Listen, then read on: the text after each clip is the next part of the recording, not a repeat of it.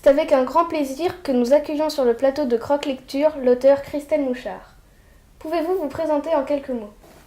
Bonjour, donc je suis Christelle Mouchard et j'écris des livres sur l'histoire des voyages et des voyageurs pour mes loisirs en fait, car je travaille aussi dans l'édition. Les aventurières vous fascinent. Comment pouvez-vous nous expliquer cette passion ? Pourquoi avoir choisi des héroïnes comme Chinza dans La princesse africaine ou Devi dans votre dernier roman ?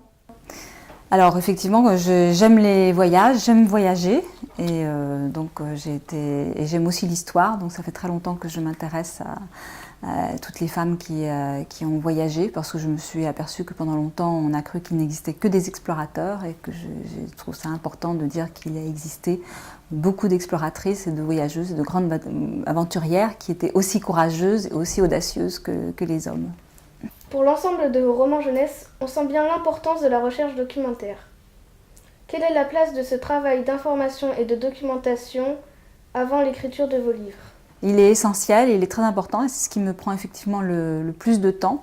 Et c'est aussi ce qui m'intéresse le plus, c'est de ressortir des archives, de l'histoire, des événements réels et de les faire revivre pour rappeler qu'ils ont existé et qu'ils sont importants.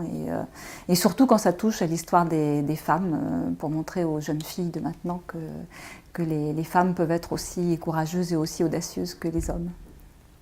Vous avez écrit beaucoup de documentaires pour un public adulte. N'êtes-vous pas tenté d'en écrire également pour la jeunesse ?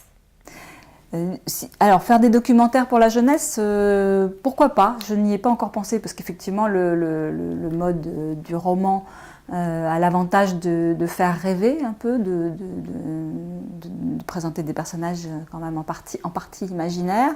Le documentaire, c'est un peu plus compliqué parce qu'il faut faire effectivement passer des choses qui sont très compliquées, surtout dans l'histoire des explorations, de la colonisation, et de les simplifier suffisamment sans trahir le sens profond des événements. Ce n'est pas facile, mais je pense qu'effectivement, c'est un défi intéressant. Vous avez un blog intitulé L'aventure au féminin. Trouvez-vous qu'Internet soit un outil indispensable pour un auteur ? Est-ce pour vous un moyen d'avoir des contacts avec vos lecteurs ? Alors, je ne dirais pas que c'est indispensable parce que c'est quand même le livre qui est le meilleur moyen de communication entre un écrivain et ses auteurs. Mais c'était une façon effectivement de m'adresser à ceux, jeunes ou adultes d'ailleurs, qui veulent en savoir plus. Et la documentation que je mets sur mes blogs, en fait, complète celle des romans. Et en général, j'essaye de mettre les fonds véritablement historiques par rapport aux romans qui, eux, sont plus imaginaires et dans lesquels c'est pas toujours facile de mettre les précisions sur les sources. Si on ne veut pas mettre des notes partout, à ce moment-là, le blog, c'est un prolongement intéressant. Pouvez-vous nous parler de vos futurs projets ? Avez-vous un livre en cours d'écriture ? Alors, je viens juste de terminer un livre pour adultes qui s'appelle Donia Isabel, qui raconte aussi une histoire d'aventure et d'aventurière au XVIIIe siècle, qui est actuellement dans les librairies.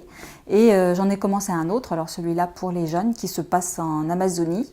Alors, Donia Isabel se passe aussi en Amazonie, c'est une aventure qui se déroule en Amazonie. Et ça m'a donné l'occasion de voyager et de rencontrer des Indiens Quichua. Et donc, j'ai eu envie de prolonger l'histoire, mon aventure avec les Quichua en écrivant un livre pour les jeunes qui raconte l'histoire de rencontres effectivement entre jeunes Européens et des jeunes Indiens Quichua.